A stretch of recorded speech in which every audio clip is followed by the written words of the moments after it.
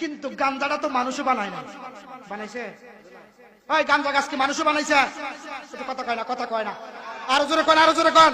সত্য আজকে উদ্ঘাটন করবো ইনশাআল্লাহ। আলোচনা তো আলোচনায়, কথা বলেন ঠিক কিনা? এটা আল্লাহর প্রযুক্তি ক্ষমতা বলে এই গাছটা হয়েছে, কিন্তু শরীয়তে নিষেধ করেছে। কারণ কি? এটা খাইলে তোমার জ্ঞান শক্তি থাকবে না, অন্য চিন্তায় চলে যাবে। যার কারণে ওয়াজ করুনি পাগলা বলতেছেন তাবার রুকা রুজালাহু ওয়া নাবিয়াকা মিন বাদিহি ওয়া নূরুল আজলা।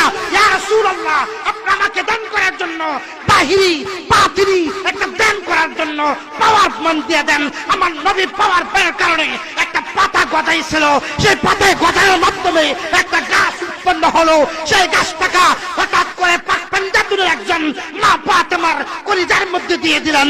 মা ফাতেমা যখন দুধ আপনার সন্তানের জন্য রাখলেন, সন্তান খাবে, সন্তান ভক্ষণ করবে, ভক্ষণ করতে পারে নাই।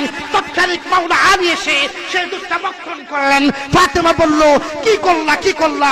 এটা তো আমার বুকের দুধ ছিল সন্তানের জন্য রাখার জন্য, তুমি কি করলা? সাথে সাথে মাওলা আলী বমি করে দিলেন। বমি থেকেই সেই গাঞ্জা গাছটা উৎপন্ন হয়েছে। চলে চলে কি বলা যাবে? আল্লাহু আকবার। এত সোজা? হ্যাঁ, প্রত্যেকটা গাছের রহস্য রয়েছে।